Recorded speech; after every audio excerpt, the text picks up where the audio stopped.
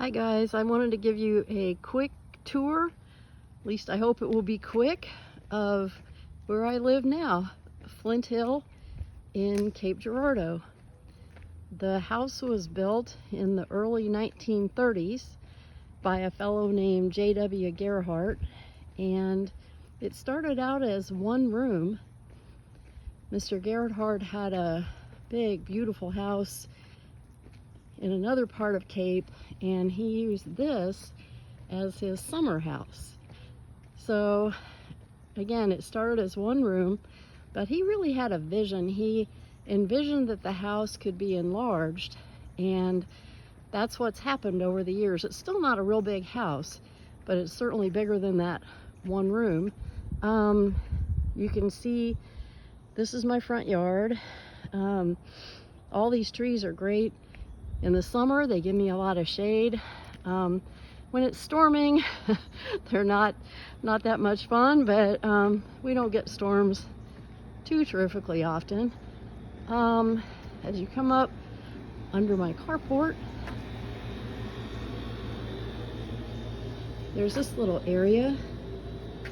Drag the chairs in when it gets hot, otherwise they scald you when you sit on them, but it's just a nice little terrace. Sit here and look into the woods. I'll show you the back side of the house here.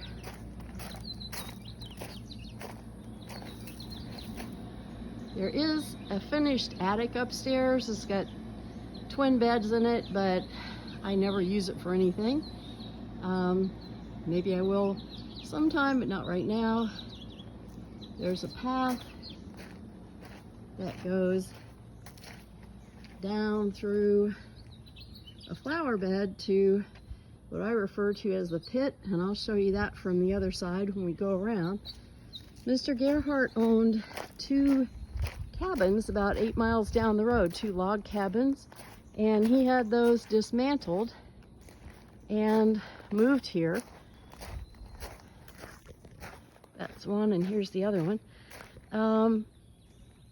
He used those, that's where his children stayed, and later this was actually a print shop. He also constructed a 3-bay carriage house. The door on the right leads to a 2-story apartment, and as we come around here, you can see that 2-track goes all the way down this side of the house. We will come back to that. The other side of the cabin. As we come down here, you can see this structure, the part that's painted tan. That is a 1-story apartment. You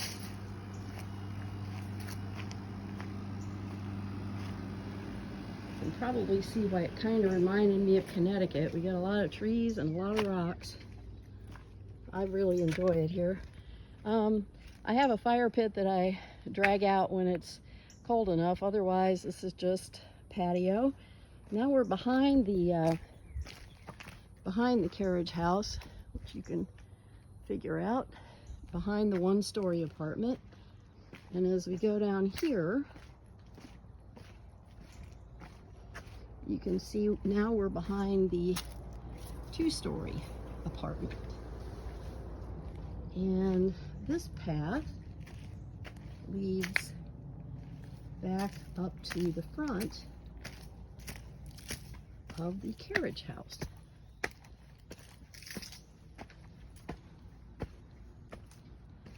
And brings you back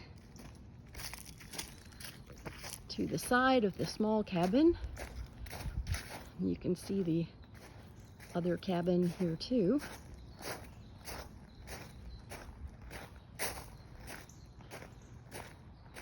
Now you can see this retaining wall was a project. When I moved here, this thing had fallen down, and boy, it took a while to find someone who could resurrect that, but I eventually did.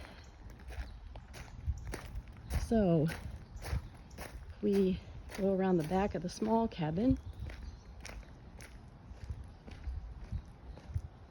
This is the other end of that path I showed you from up top. And this is what we refer to as the pit. Mr. Gerhardt actually stocked, it was a little deeper, and he stocked it with fish and had the neighborhood children come up and fish, but I wasn't too thrilled with the idea of 3 feet of water lapping up against the foundation of my house. So I took out all of his waterworks and put in a sump pump. So now when it rains, the water collects in the sump and then gets pumped down my driveway. So this is just headed down the 2-track on the west side of the house. You can see into the woods.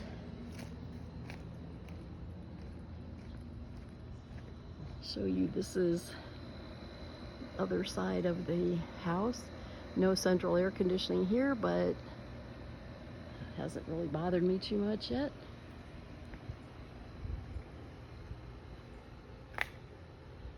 Okay, so as we go down the 2-track, you're going to see there's another house down here. Mr. Gerhardt also built this house, and it was owned by a very nice couple. And about a year ago, they decided to move to St. Louis, and I decided to buy the house because, as you can see, it is right there, and that is pretty much my front yard.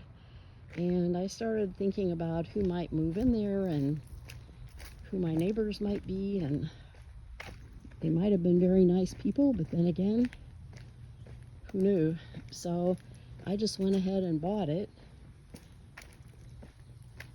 and I didn't really have any plans for what to do with it. And